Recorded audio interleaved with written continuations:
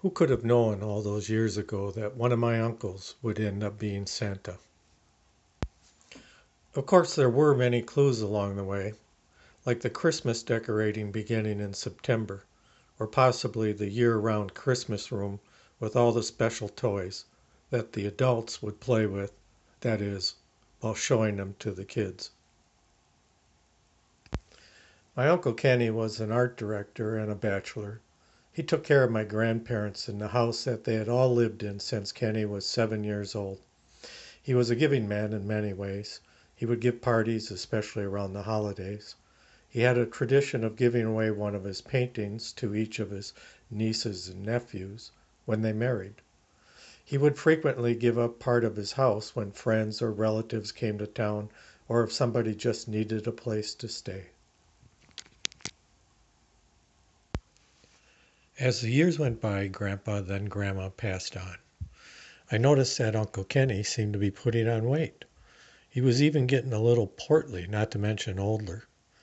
I believe that one morning while standing in his long winter's gown in front of the bathroom mirror, there was a twinkle of recognition resulting in a Santa for friends on Christmas Eve or day. To me, he was still just Uncle Kenny. Oh, he was special, very special, and I soon began to see and hear the joy he would bring to others with his gentle manner. He once told me that being Santa quickly became a year-round event that brought him great joy. As he went about his daily chores, there were always the children tugging at their parents and pointing. He would take the time to nod or wink with a smile. The first time I remember an event involving a lot of people was at my cousin's wedding reception, when a man leapt to his feet, declaring in a loud voice for all to hear, "My God, I know who that man is. He's Santa Claus." Then he rushed across the room, giving Uncle Kenny a hug while patting him on the back and thanking him for the times he had come to his house. It was quite the spectacle. Suddenly the entire room was awash with laughter, and I understood better what Uncle Kenny meant when he told me of the joy he felt when these things happened. Word of Santa and his gingerbread house began to spread as more and more people came to know Kenny as Santa. Soon there was a celebration of the 50th Christmas at the house, which was an event to behold. An open house in full Christmas regalia by invitation, which was attended by more than 200 people, not counting a lot of us relatives who served as coat checkers, caterers, tour guides. Thanksgiving was fast approaching a few years ago when a friend and I bought some stuffed animals to hand out on Christmas Eve day at the House of Charity. We decided I should call Kenny and see if he was available to pass out the gifts. I called and he agreed immediately. In fact, nearly before I finished asking him. Christmas Eve arrived, and I waited at my office window watching for Santa. He soon came, and we began the first year at the House of Charity. The children came to Santa, and he would calmly talk with them as I and my family assisted by passing him the gifts he asked for. He didn't do the usual ho-ho-hos, but the kids seemed to relish pulling on his beard and patting his stomach as they gave him their request for gifts they had hoped to get. Toward the end of our visit, an older boy asked if he could whisper his request to Santa. And it was, could Santa find him and his mom a place to live? The second year was easier to organize, and there were more gifts for Santa to pass out thanks to the publisher where Kenny worked and my aunt's card club. My family and my aunt helped Santa pass out gifts while I and my Uncle Bob went to the kitchen to help serve. Later, as I gave Santa a ride to his car, he told me of the wonderful children and the joy this brought to him. He asked if I planned on doing this again next year and said he would like to help again. We hugged as I thanked him and told him I loved him. The following summer brought bad news about Kenny's heart, but he was soon out of the hospital I saw him shortly thereafter, and he looked pale and drawn. As I waited by my office window early on Christmas Eve, I wondered how Santa would be. He soon arrived and looked great.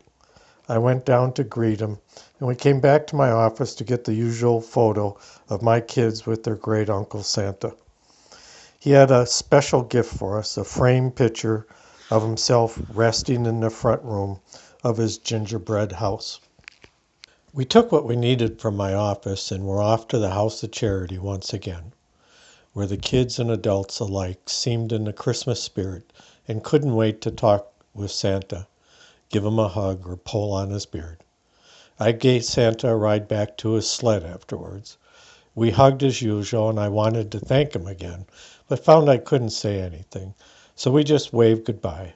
I put the picture he gave us on the bookshelf in our living room as soon as I got home. A couple weeks later, Kenny called. We talked of how much we enjoyed our Christmas Eves at the House of Charity. Kenny mentioned that he had run across some books. I told him I would stop by in the next couple weeks to pick them up. A few days later, a strange thing happened. Our picture of Santa fell from the bookshelf, cracking the glass in one place right across his heart. The next night, I got a call from my sister asking me to please go to the hospital right away. This is the second Christmas since the picture fell and the call from my sister. It's 5 days until Christmas Eve and all the arrangements have been made. But I get a call from Scott at the House of Charity. He's in a bit of a panic as he tells me that Santa's helper can only make it on Christmas morning, not Christmas Eve.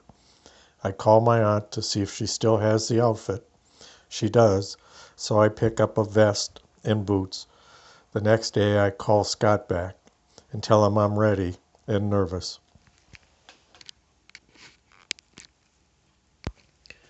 Christmas Eve arrives. We load the things up we need and we're off to the House of Charity. We get there early enough to set things up, including a camera this year, so the kids can all get a picture with Santa after their meals. Once we're set up, I talk with those people that are nearby. The workers are friendly and the teenagers there to serve food seem skeptical, but eventually offer up smiles. Mom and Dad are there to help. The kids who come are wonderful and fill my heart with pure joy. I think to myself, so this is what Kenny was always trying to describe. The 2 hours are over before I know it, and soon we are packing the van and on our way. I am feeling good and very fortunate as we leave. 1 block later, as we are going by the old drop-off point for Kenny, I glance over and in my mind's eye, I see we are hugging.